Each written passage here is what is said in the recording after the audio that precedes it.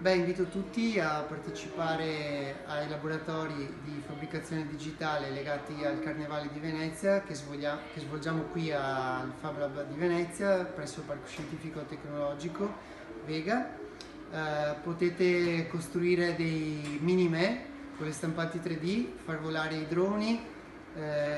capire che cos'è Arduino, programmare questa scheda elettronica e far fare delle cose a dei robottini, per esempio, farli scrivere,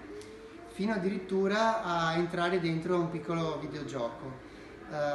Tutto questo è, diciamo, gratuito e grazie al Comune di Venezia si può cominciare a contaminarsi con quella che è la fabbricazione digitale e i nuovi processi produttivi